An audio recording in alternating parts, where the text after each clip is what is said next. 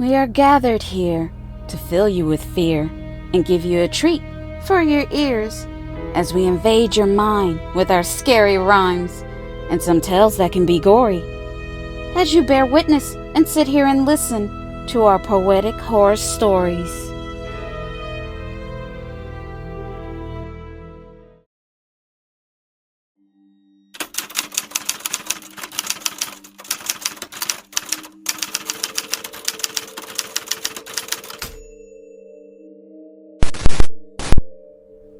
It's the night before Christmas, and our home is silent as can be. My father and our family were just transferred by his job here to this small town. So we are used to the big city, and tonight is Christmas Eve. Hello, my name is Natalie, and I'm 8, and I can't sleep. I'm wide awake. I can't wait for tomorrow, Christmas Day. We moved here about 3 weeks ago. The people here are really nice and friendly, but something about this place is strange and creepy. Don't get me wrong. The people around this town have been very nice and welcoming. They have treated us with open arms. But something seems weird here. Something feels off. I happened to overhear my mom and dad talking about a green, hairy Christmas thief. The Community Watch Patrol warned my folks that there is a Christmas thief that has been breaking into people's homes. And he's stealing people's Christmas decorations, Christmas feast, all of their gifts and presents. He is even stealing their Christmas tree. Now, doesn't that sound crazy? I heard my dad tell my mom that he wasn't worried about the thief. Anyway, who would be crazy enough to break into people's homes on Christmas Eve? But little did my dad know, he would be proven wrong.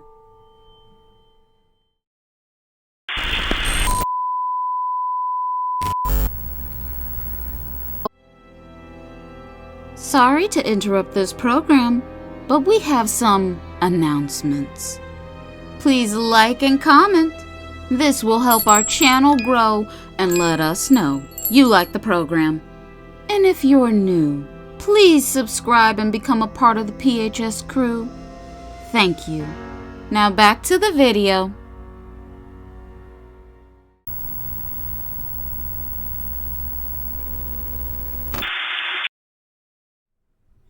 Not long after dinner, my parents took me and my little brother into bed early.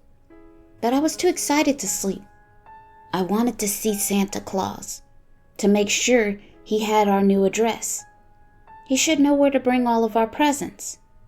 He knows everything.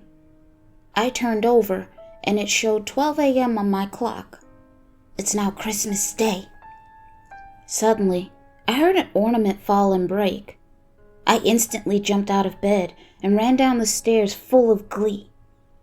When I arrived, I quickly stopped in my tracks.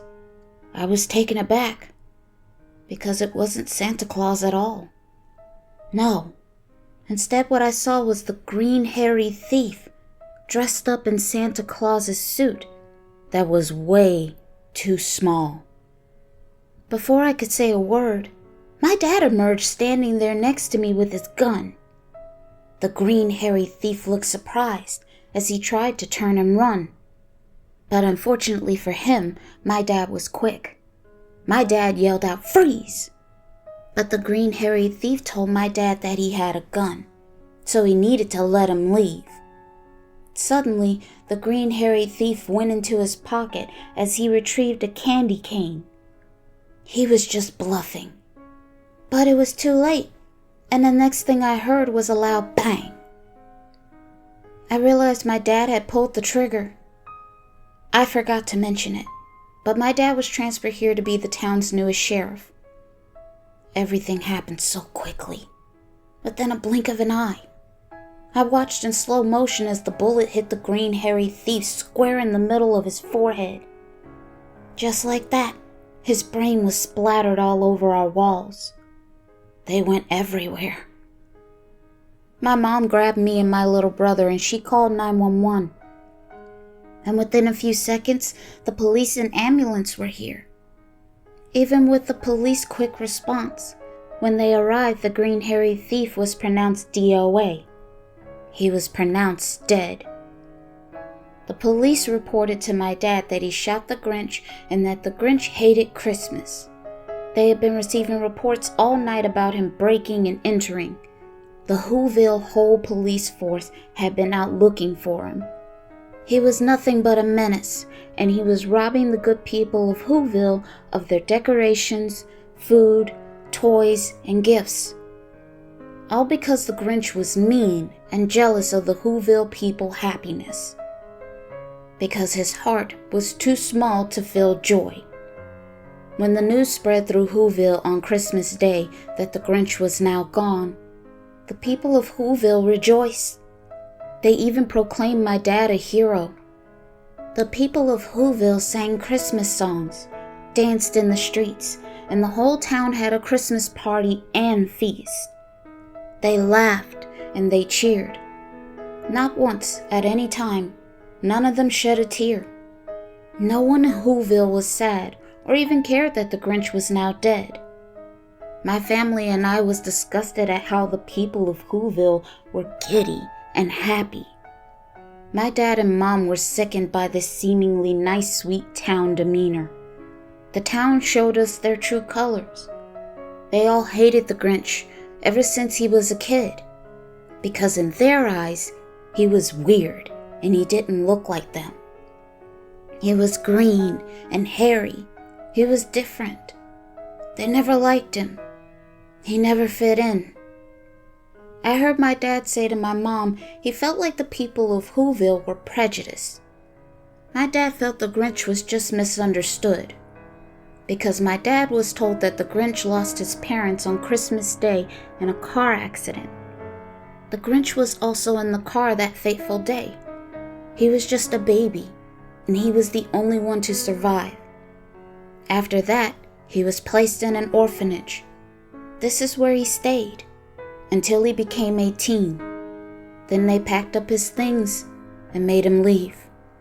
He didn't have a place to go, so he moved out of town and moved on to the mountains, where he lived with his dog Max. Unfortunately, the Grinch was never shown love. This is why he hated everyone. And this is why every Christmas he would try and ruin Christmas. After Christmas Day, my dad made sure the Grinch had a proper burial. My family and I attended the Grinch's funeral. We were the only ones. It really makes me sad to think that the Grinch had no family and no friends, and no one is going to mourn or miss him. But I pray he is now reunited with his parents, and his soul can now rest.